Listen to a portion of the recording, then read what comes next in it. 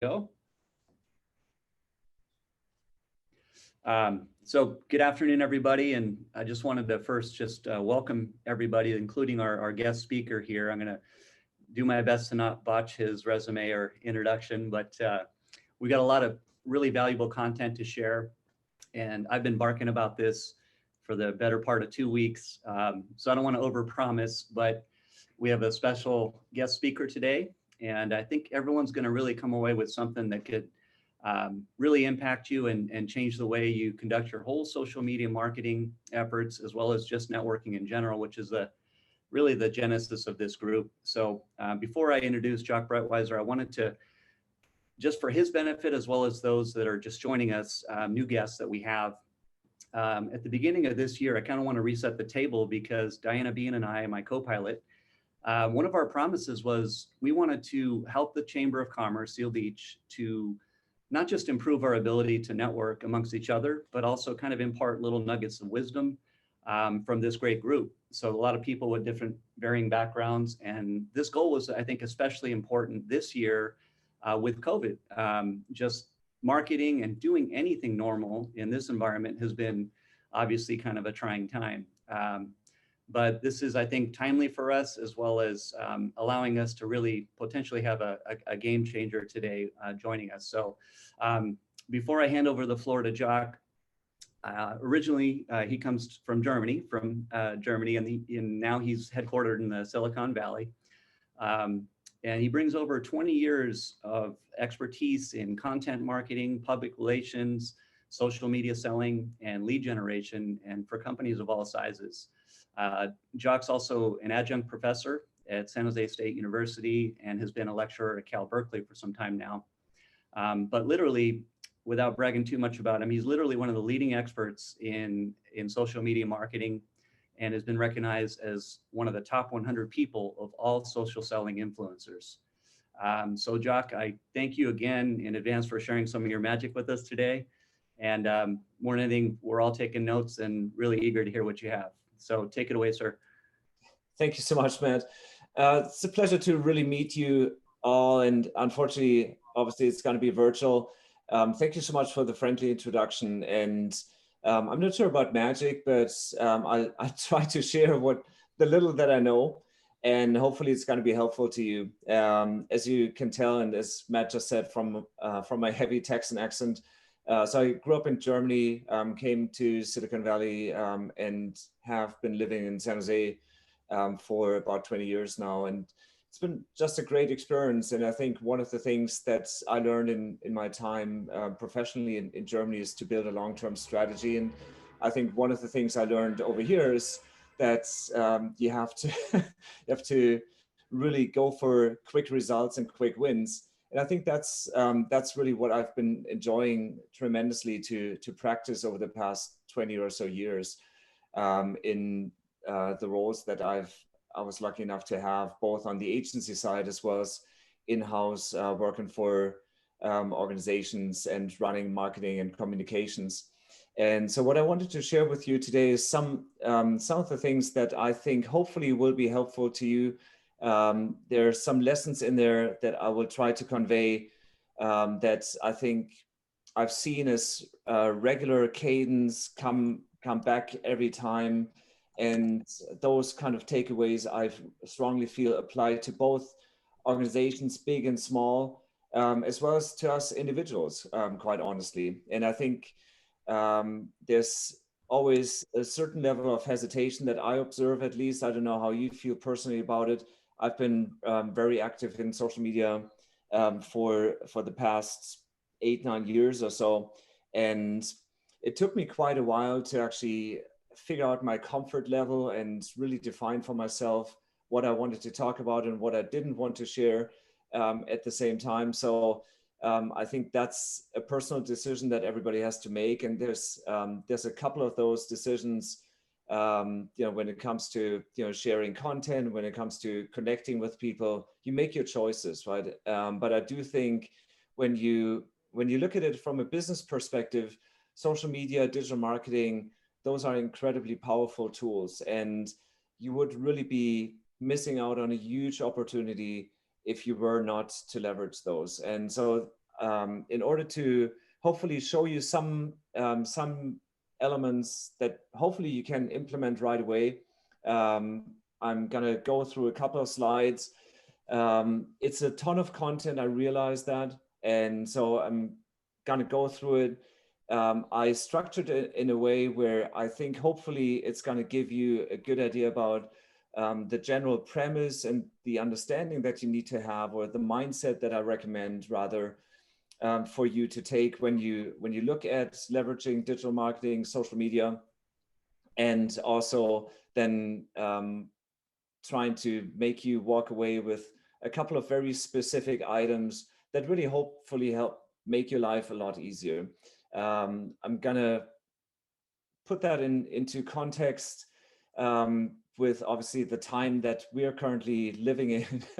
And it's been pretty interesting because obviously everything that has happened with regards to the recent past, the past year and a half or so, has been slightly different from what most of us, except if you've been around for the Spanish flu, what most people have experienced, right? And so it's been extraordinary times, and that certainly also has had an impact on what you experience on the marketing side and on the business side. And so I'm going to be looking at, what does it mean for marketing? How can you deal with circumstances like this? And again, how can you adapt your business, your behavior, and your personal outreach? So as you can see, clearly marketing in the age of COVID-19 and the past couple of months, and quite honestly, the transition times that we're going to be in right now, where we don't know quite certain yet, where things are going to be going. Are things going to bounce back? Is everything going to be perfect, or are we maybe living through periods of times of uncertainty? And how do we deal with those, right? So when you look at digital marketing, social media as a whole, and I don't know the background that each of you have, right? But there's no denying that the influence of social media platforms is tremendous. The influence of people that say great things about you and or your business is tremendous. And that's why you see platforms like Yelp, for example, and others really thrive, right? Because people trust people. And that's by itself already is a huge takeaway, right? So people trust people. And when you keep that in mind, if you keep that in mind, if you manage to present yourself as a counterpart in your community, not just as a business, but as a business with a purpose and with a person behind it, that already in it by itself really makes a huge difference. So keep that human aspect in mind, and just keep in mind how people really speak to others in order to exchange opinions, how they share takeaways, and how important that part of our social interactions is, right? And it's just as important on a direct face-to-face level as it is and transfers directly into digital marketing area. So that's really key to take away. And speaking of takeaways, what I want to hopefully provide you today is something that allows you to put together a schedule, a plan, and sort of a strategy that works for you. I'm going to give you some ideas after I talk about the fundamentals, and I'm going to give you some ideas towards the end how you can actually put all of those elements together. So stay tuned for that, for that last third probably of the presentation, which is really where things are going to be taking shape for you. And I think the most important thing for you to take away is there's no right or wrong, right? If you don't do anything today, then starting it even at a low level is going to be better than not participating in social media and in digital marketing at all. If you already do a lot, then maybe you need to fine tune, or you can think about your buyer persona a little bit, or you can think about the frequency and the cadence that you deploy, or maybe it's the quality of content. So there's different ways how you can look at improving on your on your performance, so to speak. But the most important thing is really to think about what works for you, what is reasonable, and what is it that you can reasonably and continuously provide and really deploy as an organization, right? Whether you're big or small, there's always going to be restricting factors, and you have to determine for yourself what works for you, right? And my biggest, or one of the big takeaways that I always try to really put close to people's minds is, don't try to do too much, right? Don't try to be on Twitter, Facebook, LinkedIn, Twitter was in there twice, TikTok and YouTube at the same time. Focus on one or two things, especially when you start out, and get those right. Maybe just do one, and just try to do that for 90 days or so, and then you get a feeling for how much time it really takes for you. You gain some efficiencies because you just get the cadence down, and you understand the kind of verbiage that you use. You know where to find images, etc. But don't start too high. It's going to crush your it's going to crush your ego, because it's going to eat you up. It looks like it's not that much, but there's a reason why I started a business around this whole thing, because there's a tremendous amount of work that goes into developing the posts that you want to put on social media. There's a tremendous amount of time that goes into making it look good. Even if it's just on Twitter, 280 characters, and you think, how hard can it be really to knock that out? But it actually does really take some time, and practice makes you better. Again, it's going to help you become more efficient, but it's also something that you need to see over time. So rather than start high and then scale back, start low and then grow from there. Huge takeaway. And so, as we go into times where hopefully we don't see many of those signs that I'm putting up on the screen right now, and hopefully all of those will go away. One of the key things to take away in my mind, when you think about your own perception, how you present yourself to your buyers, to your clients, to your partners, to your employees, nobody exists in isolation, right? We're all existing as part of a community, and whether you do business with it or with that community, or whether you just do regular interaction, just like I'm trying to help and share. There's not necessarily an intention to sell anything.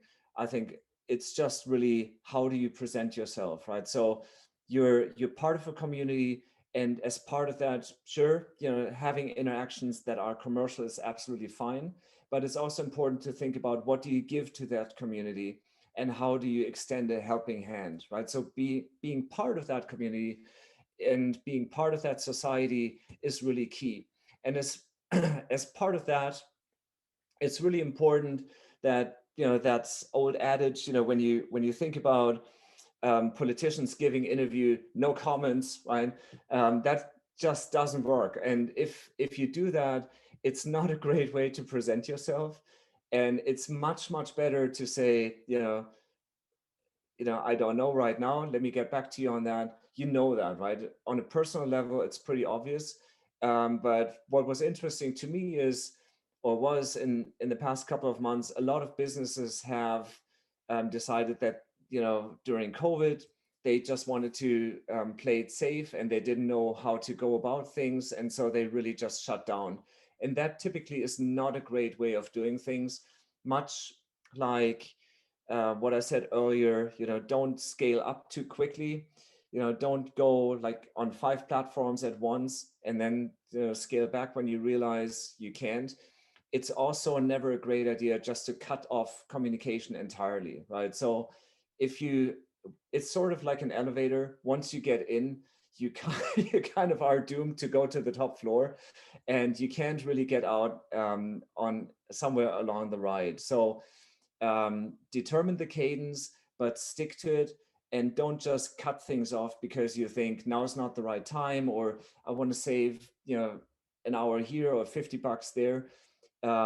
Scale back if you have to, but don't just go silent, right? People don't really appreciate that. What they do appreciate though is you actually being part of their community when times get tough, like the times that we've just had, right? Or when times are great, right? So people really want to see you as part of that joint experience, and people do remember whether or not you were there or not, to help them, to guide or provide any kind of input, right? And so in a crisis like the one that we just went through, being proactive with information for your audiences is key. Listening to your customers and to your partners is really important, and thinking about what does that mean. There's no perfect recipe, no silver bullet, but thinking about the different kinds of proactive and reactive communication that you could be doing is really important, and it does make a difference. And when you look back at the times that we just went through, some companies shut down, like I just said. They just saved money, or they felt there was nothing that they wanted to communicate. And others, on the other hand, actually really use that opportunity to fill the void and be very clear about how they wanted to communicate with their customers and partners, what they wanted them to know. And just on a personal level, right? Nobody likes surprises, especially not bad ones. And being able to be out there and say, you know what, we're currently figuring things out, but stay tuned. You will know in the next 48 hours or in the next 2 weeks, whatever that time frame might be.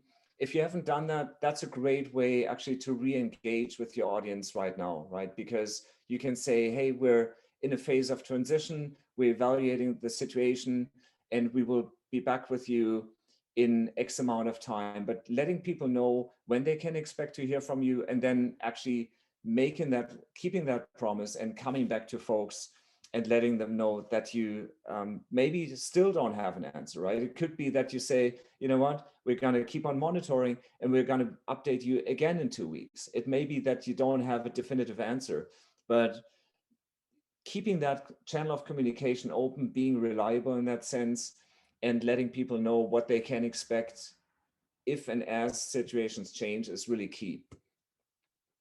And it's not just your customers and your prospects who want to know and hear from you, it's also your employees, right? Because the people that work for you, they have a dependency. One is that they're looking probably for a salary, right?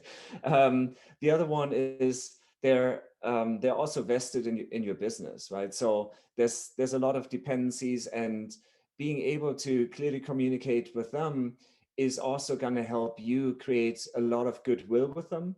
And it's also going to help you create, that level of trust, and continuously really get your employees to saying great things about you, turning them into ambassadors, and having them say, you know what, I work for a great employer. We were going through tough times, but they took care of me, or they kept me in the loop. That really makes a huge difference, right? So there's multiple layers of complexity to that whole communication in uncertain times. So it's really important to keep that in mind.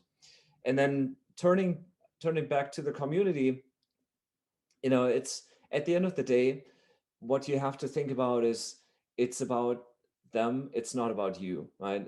When you think about how you engage with others, at the end of the day, you want to know, how do you solve my problems?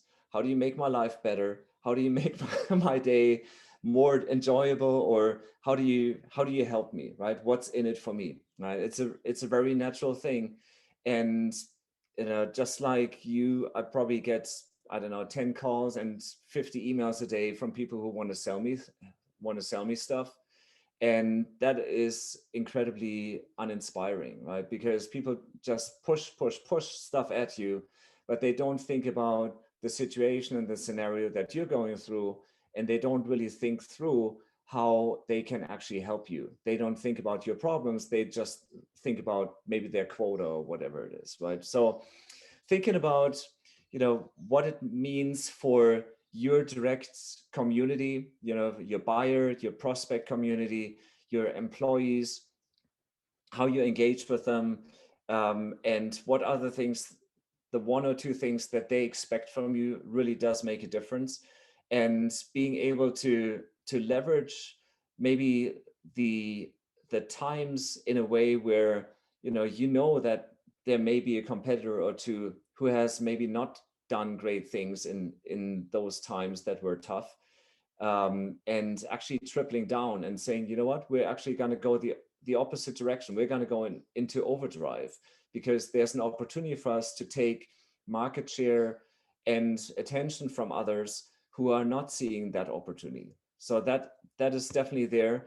And a lot of companies, that think about that, even on a very small level, have been very successful. You've maybe heard of that company um, up here in, I think it was in San Jose. There was a company, Bloom Energy, who deployed their engineers to repair ventilators. There was another company who developed protective equipment for healthcare workers, right? From something that was really not not their line of business before. But even on a very small level, so when the lockdown started initially, there was this one restaurant in LA that started putting together this home essentials box for their Japanese customers who were stranded essentially here, and who didn't really know how to stay afloat, right? And so at a very small level, they did what they could in order to be approachable. And then, when you look at companies like Heinz, I think that's almost comical, right? But even for those guys, to think about what are the essentials, right? If all of a sudden, you don't know if the stores are still going to be open, and you remember that image from the very beginning. I think we've all seen that in last March. Being there and thinking about what do people maybe need is really key. This year, the sign in the middle here is from a gas station. And I think that's a really nice sign to the community, right? They understand that times are tough, and so they cut back on their margins in order to support the community. And the thing is, you remember that, right? After when somebody actually transforms from that business entity into, you know what, we actually understand, and we are people, we are just people here too, right? Then all of a sudden you open up that human connection, and the human on the receiving end does and will remember that you actually had that kind of offering, right? So being there where people are and seeing that opportunity is really a great way of engaging with folks. And whether it's a crisis or not, you can always do that, right? It's always about thinking, what do people need right now? One of my favorite examples that I thought was extremely clever, and really also super, super helpful was that company over here, Datto, that's during the times when the PPP loans and the SBA loans were being rolled out, they hired a tax advisor to tell their clientele, who consisted of small and medium-sized businesses, how they could actually secure the loan, how to fill out the forms, what steps to go through. And at that point, you as a vendor, you really help me secure a loan. You help me make money or secure funds that help my business and my family and my employees stay afloat, right? That is a vendor that I'm going to come back to later for sure, right? So that is, that's not necessarily the same thing as selling wines online and pivoting over into online wine tasting and things like that. But it's really all about, what your offer is, how can you transfer that into different times? And again, where are your customers? What do they need? And how do you respond? And you as an individual, you have restrictions, right? Your restrictions are, I would say, at least trifold. So the first one is that many of your competitors, along with your services and your offerings, for most of us are going to be similar, right? We are going to be working in commoditized markets. And it's really a challenge to differentiate. And so that differentiation comes either from outstanding services, or it comes from that human connection, right? Because otherwise, when you think about gas stations, the ultimate commoditized good, you put something into your tank, it gets you from A to B, or gets your car to drive from A to B, right? But you still, or many people will always buy at the same station, and it's not always differentiated by price, right? So there's that loyalty to certain brands or experiences really does make a huge difference. So that is number one. So how do you stand out? How do you actually show people that you are different, right? How do you help them connect with you? Then the second one obviously is time, right? All of our times are busy. Thank you very much for taking an hour out of your day. I hope it's going to be worth your time. But the other thing too is, where do you spend your time when you want to reach out to your community and when you want to share something with them, right? So that is definitely something you need to focus on. And the conclusion that you could come to is that you say, we outsource some of the things that we can't do ourselves. And that is something that's when I put together my own programs, whether it's in my own business or whether it's for clients, that sometimes I will say, here's an element that you can outsource that is just really not worth your time. And there's a ton of services. They could reach from freelancers to part-time employees, right? Or you can find somebody that you hire full-time. It's always a matter of the ROI that you're getting out of those things. But especially in the area of digital marketing and social media, there's a lot of specialists out there that can help you be a lot more effective. And that is time that you can save and reinvest into your business, while at the same time you have your marketing machine running. So that is definitely something I recommend, because it's not everybody's gig to learn about social media or digital marketing. And the things that I'm going to be covering today are really just the surface, right? I mean, there's X layers underneath, just like in all of your lives. The deeper you go, the more you realize what you don't know. And it's exactly the same thing in social media. It looks really simple on the surface, but once you dig in, actually it becomes really complex. So how much time do you want to invest? And also, how much knowledge do you want to acquire, or do you need to acquire in order to be effective? So those are considerations. The other thing to know is that it makes a huge difference to have a solid starting point versus just doing stuff, right? And one of my favorite examples is when you start in San Francisco, you hop into a plane and you want to go to Washington, and you're just 1 degree off, then you end up in Baltimore, right? So completely different area and outcome. And so it's just really, something that you have to consider, because that whole marketing effort that you're driving as a business owner is a long-term effort. And you may not really notice, if you fly from San Francisco to Sacramento, right? 1 degree off is not really that bad, but in the long run, it'll hurt you, and it's really going to create very different outcomes. And so that is something that you really got to keep in mind.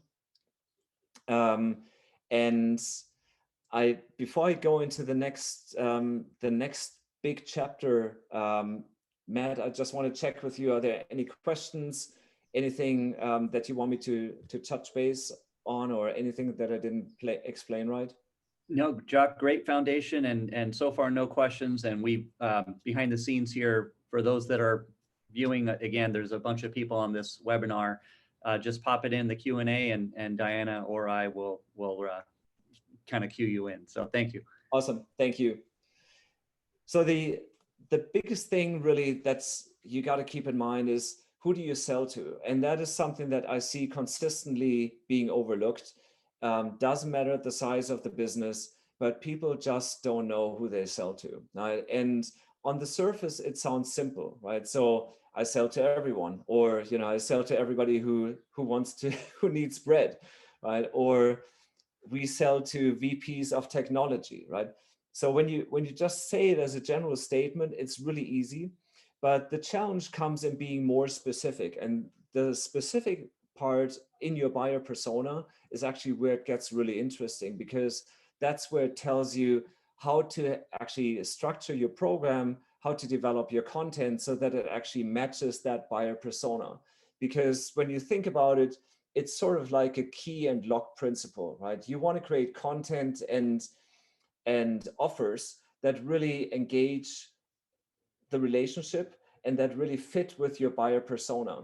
And the problem here is, if you don't know who you're talking to, if you don't know what their problems are, if you don't know what their objections are, then you can't really do that, right? So there's this buyer persona thing, and this is a simplified and sort of like you know, just a little bit friendly looking version of what some of the criteria are. As part of the download materials for today's session, there's also a buyer persona worksheet that I'm providing you.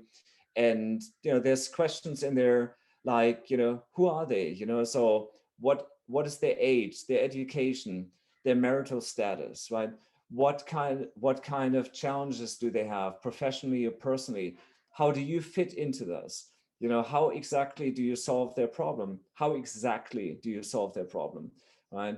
And for example, also, how do they collect information? So do they just maybe read newspapers? If so, which ones? Do they go to trade shows? Which ones, right? Do they read books from, do they follow influencers, podcasts? All of these pieces of information help you determine where you want to be as a business, because those are the places where you want to be present, where you want to be seen, right? And so really thinking about that in detail and actually writing it down is really key. You know, as I said, I find the vast majority of organizations just don't have that written down. And you need to sit down with either with yourself or with your leadership team to say, let's get in agreement on that. And let's go through some of those key boxes and fill them out as detailed as we can. And you will find that the discussions that you have while you're doing that and while you're putting these things in writing, you know, which is a forcing function to be specific for all intents and purposes. While you're doing that, it's going to force you to be very detailed, and you will find that you come up with very different findings between you and your business partners than maybe what you would have said just by yourself. So that is really a tremendous opportunity to be more specific and be actually a lot better in terms of how you reach out and how you communicate with your targets. The other one is your value proposition. What exactly do you offer? Did you ever think about that? Is that something that you could phrase and put into 20 or 25 words? If you haven't done that, you should, because that really forces you again to be specific and to identify what are the one or two things that you really want to be known for, and that you really want to take people away from engaging with you and or your business. And then, you know, as an extension of that, you come to a point where you have what in press releases you find typically a boilerplate at the bottom that says XYZ company, and you see that on the right-hand side, right, is a world leader in innovative technology for individuals and enterprises and SMBs, right? And so when you see something like that, you know they haven't done their homework, and they don't really know what they're talking about, because that description is incredibly broad. And many of us, when they run a business, they think, okay, you know what, I want to cover everyone, because that allows me to speak to as many people as I possibly can. And in the process, I will also touch on the people that will eventually buy my product or my service or whatever it is, right? And the flaw in that thinking is that because of you being so broad and so generic, the people that you actually want to reach, yes, they're going to be in there, but they're not really going to be that engaged and not that interested, because you just approach them with a broad, generic, general kind of argument. Whereas when you say, we are very specifically for targeting our products and services for businesses in the technology area with so and so many employees who are looking to achieve A, B, and C in, in the following markets, and here's what we deliver for those people, then you can be a lot more interesting. And all of a sudden I'm perking up my ear, right? Because I'm like, hey, that's me, right? What do you do for me? Talk to me about that. Because if you have a magic sauce and you can help me drive revenue by X%, I want to know from you how you do that, right? I want to have a conversation. And that's not something that I get when I just have a broad description. So yes, you will lose people that are not fitting that description, but you don't want to really sell to these people to begin with. And so being that broad takes a little bit of convincing for a lot of people to actually narrow it down and purposely cut away from all the people that you could potentially be reaching. But I can assure you, it's also waste of time and waste of effort to just go with a shotgun and just try to what I typically call in marketing is pray and spray, right? And you just go after everything that moves, but it's not a great idea. You're just wasting resources. What you want to do in this entire process also is being recognizable. So you know what you're talking about, right? You have identified your buyer persona, you know what your contribution is, you know how people are looking at you and what they want solved from you. And now you want to talk to them consistently. And especially in the visual medium like social media or advertising or marketing in general, you want to have a consistent brand experience. And so what you see here on the screen is just one way that shows you, for example, what we've done for one of our clients, where we just said, certain kinds of content are always going to have recognizable formats and color schemes, so that it's really easy for somebody to scroll through their LinkedIn or through their Twitter feed and to pick us out amongst dozens and dozens of messages that they see in there, because they see the color pattern and then they say, oh yeah, that's the pattern that I recognize. Let me slow down really quick. I want to see what those guys have to say. Right? So this is definitely something you want to keep in mind. And the next thing in this whole thing is not getting lost. So the question is, how do you do that? And obviously I'm dating myself here with this movie reference. I just couldn't help it. So you have to think about getting lost, but this time in terms of the message that you provide. And so we talked about value proposition and what you have to offer. Now, the way you say that value proposition may sound very different, or slightly different at least, depending on the channel that you're using to convey it, right? So for example, when you go out on LinkedIn and when you go out on Facebook, the language that you use is going to be a different one, right? It's going to be a lot more colloquial on Facebook. It's going to be maybe slightly more informal, whereas on LinkedIn it may be that you really want to stick to the core business elements, the core of your story, right? That golden nugget and your purpose, your contribution to solving problems is going to remain the same, but the way you present it is going to be different. And so when sometimes you see either programs or companies that say, hey, we do social media for you, and we do 4 posts on these 4 networks for you, and it's only going to cost you $99. But you can do that, and it's certainly better than nothing. I don't think it's a great solution, because it means essentially that you take verbatim what you say on Twitter and then you just spray it out on LinkedIn and on Facebook and on Instagram. I don't know, right? But when you go onto each of those platforms, you realize that folks and audiences on these platforms actually use content differently on each of them, right? They have different ways of formatting the content. They have different ways of using imagery. They have different ways of using hashtags. And so all of these formats are different. And so if you just indiscriminately just go out and just plaster it all over, two things happen. Thing number one, I recognize when I'm on Instagram and you're blasting Twitter content that this is just generic stuff that you're pushing out there. And number two that happens is I realize that after a short while, I see the content that I see from you on all of those platforms is going to be the same.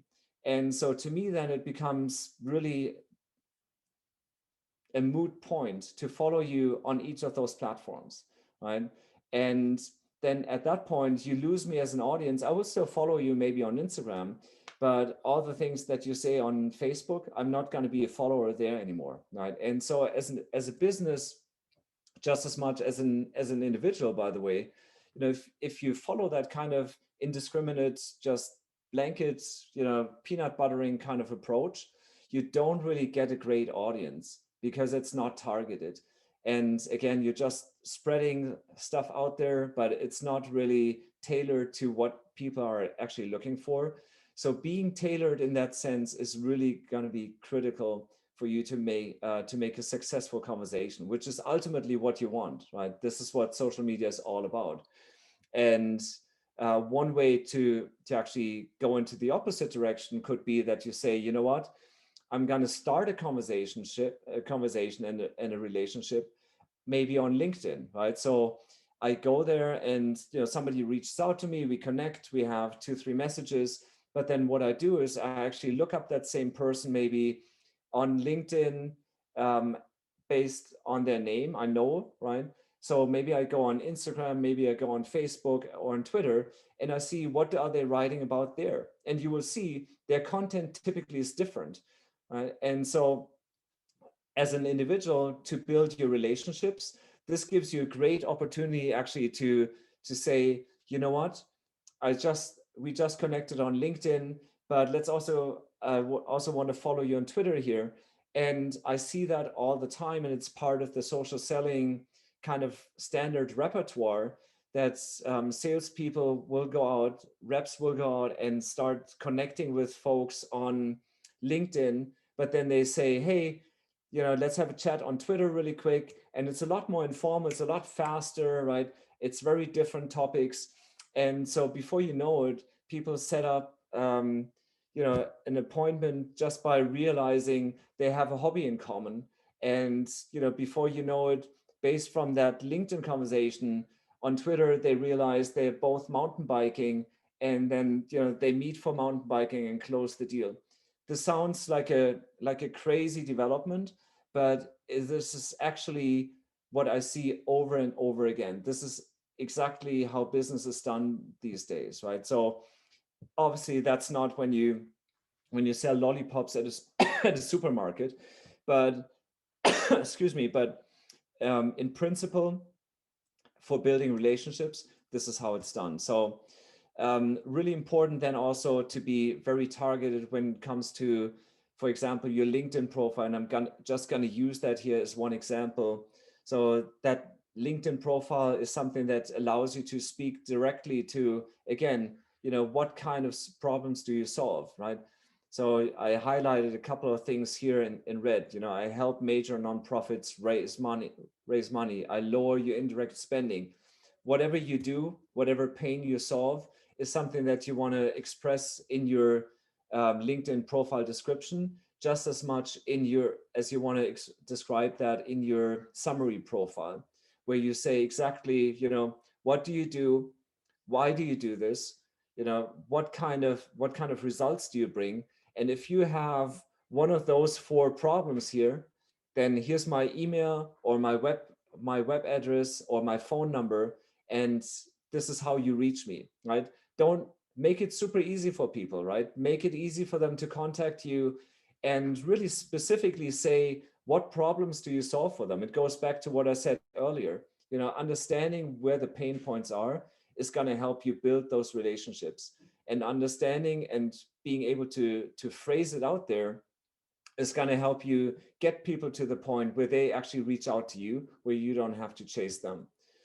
Then, you know, in terms of you positioning yourself, this is maybe a little bit more advanced, but, you know, thinking about the content creation piece, just as a general kind of guideline, what I would say is, again, it's to some extent, it's about you, but not entirely. And what you want to be doing is you want to share content that is relevant and helpful, and that is speaking to what your audience is looking for. And you want to have a much smaller slice of that content on what is it that you offer versus, you know, what is it that actually helps someone. So you could be writing blog articles, or you could be sharing interesting content, whatever it is, but don't just make it a one-way street where you just keep on pushing your content out there, right? And where you're just trying to sell stuff.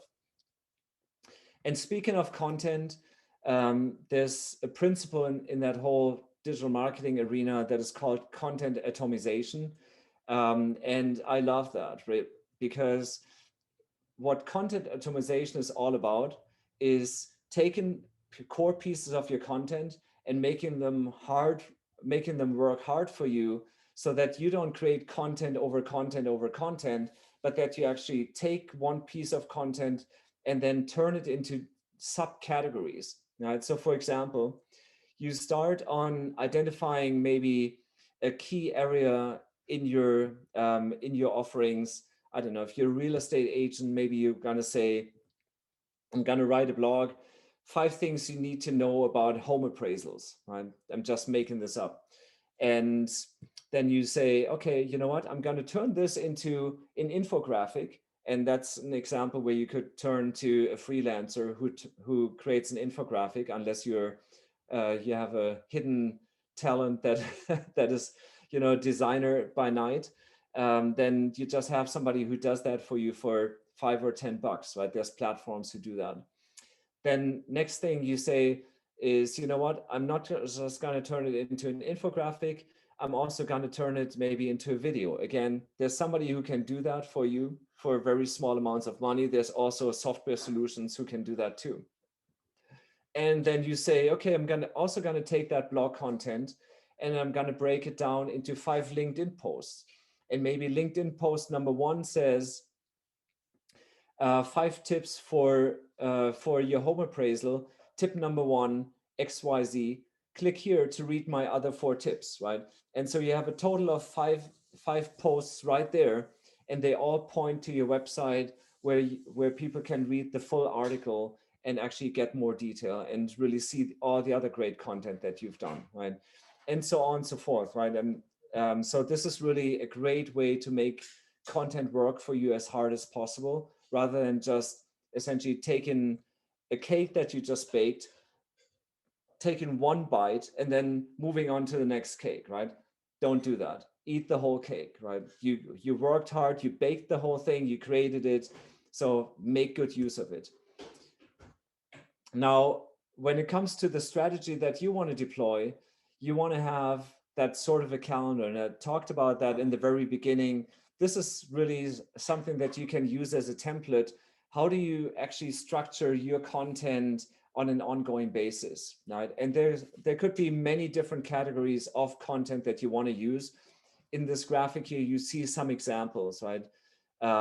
Graphics, it could be GIFs, it could be event updates, it could be sweepstakes, whatever it might be, right? So maybe your 30-day calendar doesn't even have a post every day, right? So you just pick categories, whatever works for you, and then you just place them over the calendar so that you have an ongoing plan of what you're going to be doing, because that determines the categories of content for you that you will be using. So it's going to make your life a lot easier.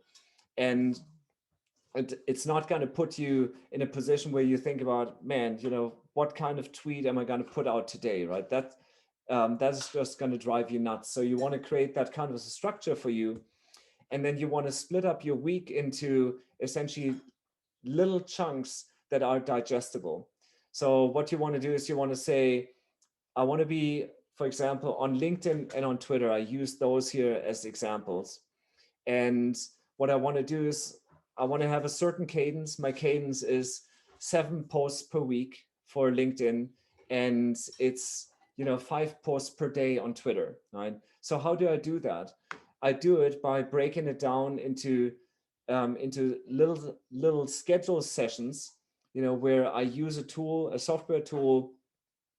One is called Buffer, another one is called Hootsuite, for example, and I can plan out my week in advance, right? So I know what I want to do. I break it down into different steps, and I say on Monday I create 7 posts on LinkedIn in advance. That way, my entire day for LinkedIn is already done, right? I don't have to think about Wednesday morning, what am I going to post on LinkedIn today, right? Because I do that on Monday morning, and then my week in terms of content is already done, right? And then what I need to do is I still want to engage with people. So on Wednesday, I go back and I accept invitations, and maybe sometime later, in the week, maybe, once a month in the 4th week, I'm going to go into group discussions that are relevant to my business, and I'm going to post a comment there, right? Because this is where people are who already talk about my business or my services. Quick question, Jock. Sorry to interrupt your flow, but we've had a few questions come in. Just briefly, will these slides be made available in some fashion? I know we're archiving and recording this. Okay. The slides are actually up for download, and I'll show you the link in just a second. Fantastic. Thank you. Perfect. So planning your week in advance is going to be key to your success, right? I'm not saying you need to have 35 posts on Twitter every week, right? This is entirely up to you. You certainly can, right? It's not going to break Twitter. I tried, trust me. So, but for something like LinkedIn and Facebook, for example, you want to have a post per day roughly, right? And so you got to have a certain cadence. And if you determine, you know what, it's not going to be 7 posts on LinkedIn or on Facebook, it's going to be 3, then, that's your choice, right? Try what works for you, start low, go from there, and split your week into little steps so that you can say, you know what, on one day, I'm going to create my content. On another day, I'm going to reach out. On another day, I'm going to accept invitations in a meaningful way. Break it into little steps that make it digestible for you. A word of caution: social media can be absolutely amazing and stunning, and I don't want to put I don't want to put fear into you, but I do need to say, it can actually really backfire and have significant ramifications very quickly. This is an example of something that happened with one of our clients. One of their employees liked what I would consider an overtly racist post, and that person did not say this was great, or did not share anything. The only thing that person did was just give it a thumbs up on LinkedIn, right? That was all that person did, and within 24 hours that person was fired, right? Because it was a racist post, it was called out, and there were people going to the CEO of that organization saying this is completely unacceptable for somebody of your organization to even consider this. And even if it's a private thing, it doesn't matter, right? The lines are completely blurred. And so this is something, if you don't feel your mom is going to be happy with what you put out on Facebook or on LinkedIn, or if you don't feel comfortable seeing that on the headlines of the New York Times tomorrow, don't post it, right? It's really that simple. So when it comes to all of those things that I talked about, there's a bunch of really great tools that are out there. And I listed a couple here. Again, they're in the presentation that you're going to be able to download. And there's a couple of tools for fundamental things. So Buffer, for example, is a great tool that helps you schedule out digital content. BuzzSumo is a tool that is fantastic together with Right Relevance in helping you find content that is worth sharing and where you can see what gets good traction, so that you don't have to find, something that is essentially not interesting to people, right? Um, there are great tools out there. I highly recommend Crystal Knows. If you want to see where AI is going these days, if you want to get a creepy feeling, then try out Crystal Knows. It's a fantastic tool that gives you essentially a disk diagram and a disk assessment of people that you are meeting, right? So it tells you, if you reach out to Matt for a coffee, use this and this kind of text. If you talk to Matt in person, say the following things, right? Because his personality is such that he will appreciate A, B, and C, right? So there's amazing stuff out there. And I think this is a really great tool. So there's a couple in there that I think you will find interesting. I have a ton more, but I think this is a good foundation. And this is what I said, where you can download today's presentation. I was running into little issues with the scan here, so I don't know what's up with that. Maybe your experience is different. I hope so. If not, just use the bit.ly, and that gives you an opportunity to download all of those documents here that I put together. And then my plug, just because I can't help it. So if you're interested in discussing anything like this, happy to give you a discount for the next week. We do exactly all the things that we just did, that I just described. So if this is helpful for you, feel free to reach out. But if it's just something where you want to discuss, or where you want to come back after this conversation and where you say, hey, this was interesting, can you give me like 15 minutes? I'm happy to do that. As you hopefully can tell, I'm really passionate about this, and I'm also passionate about sharing it. So if I can help you in any way, feel free to reach out. You have my email, and I'm happy to support and provide any kind of assistance that I can. And so with that, back to you, Matt. Thank you, Jock, and a huge thank you to such a great topic and well presented. And in true German fashion, you ended at 1 o'clock on the button. The trains are always running on time, but really, all kidding aside, your wealth of knowledge is really impressive. And just from a personal standpoint, I once, a couple years back, sat on a call with Jock, where he just was granular on LinkedIn alone. And I was someone who I thought I had LinkedIn dialed in. And at the end of the call, I realized, again, it was 20, 30 minutes, but I realized I knew very little. And I think a lot of us think we're doing okay. And again, we're spraying information or just doing it in haphazard fashion. So your structure and your depth is really, I notice it. And I encourage everybody. Jock's not a hard sales guy, but take note of his contact information, and we have all sorts of different size companies on this call, and business owners. Please reach out to him, and if he's not a fit or you're not a fit, he's tactful enough and professional enough to show you the right way. Absolutely. So, yeah. Thank you. I'll so that it's not just my voice or yours, but anybody else have any questions? Please please chime in on the Q&A part, and we'll use a few minutes here at the end just in case.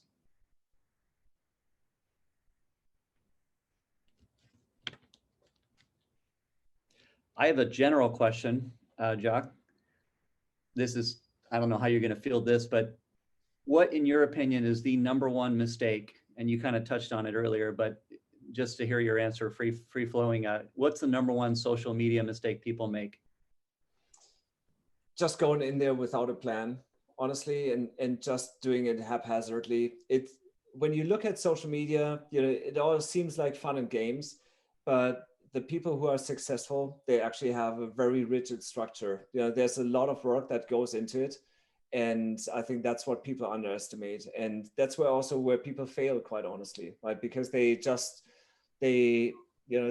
jump in, and you think you're going to do it for, you're going to do it forever. but then you realize, this is actually a lot more work. And, if you don't have that foundation down, if you don't know your structure, then all of a sudden you become overwhelmed and then you fail. And that's what I would say I've seen 10, 15 years ago when everybody jumped on blogging, right? Everybody is like, oh, I'm going to have a blog, right? And, and blogging is just really hard work, right? It's fantastic for SEO. It's a huge tool and incredibly helpful for your business, but it just doesn't happen by itself. So that's where people fail. Okay, thank you. And I'll piggyback on that because it ties into another question we received here. In a short period, we've seen things change from the written word to now visual content. And speaking of LinkedIn, are you familiar with some of the video features they have now? Yeah, absolutely. Yeah, and that's something that's I cannot recommend highly enough. The video features on LinkedIn, it takes a certain kind of personality. I absolutely realize that. But if you feel even just semi-confident doing that, you don't have to be a professional to do that, right? It doesn't have to be perfect. It just has to be authentic.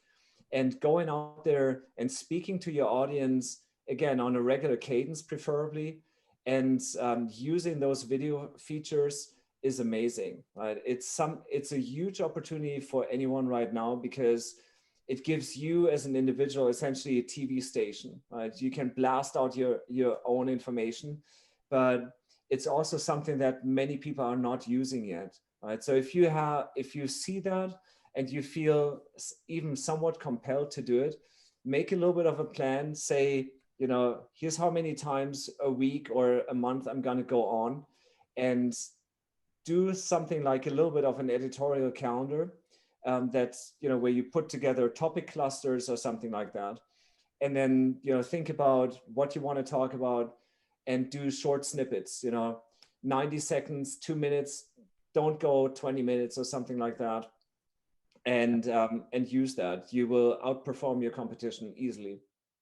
Okay, great stuff. Yeah, you got to make sure that you don't have a face for radio, as they say. You know what? I don't think it matters. Yeah, good deal. I think brevity is key there too, right? As you mentioned. So yeah. Another person just commented, but over posting on social media is also probably a detriment, can really muddy things up, I imagine. Yeah, I would, again, there's no hard and fast rule. It depends on your audience. And so the best thing you can do is before you start, actually make an assessment and watch a little bit, right? So take a look at your competition, but then also take a look at your target personas. How frequently are they on? How regularly do they engage? What topics do they engage with? And adopt to that cadence and to those topics a little bit. Excellent. Thank you. So again, if there's any final questions, feel free to type them in. Otherwise, very easy company and guide to reach, but socialselinator.com. And again, Jock is as approachable as they get and a true professional. So we really thank you just on behalf of Seal Beach Chamber of Commerce and everybody who attended today. Thank you so much, Jock. Very, very well done. Absolutely. It was a pleasure. Thank you very much for having me. And yeah, I hope this was useful. And yeah, stay in touch, reach out on LinkedIn, whatever you like. Excellent. Thanks again, Jock. Thank you. Bye, everybody. Bye-bye.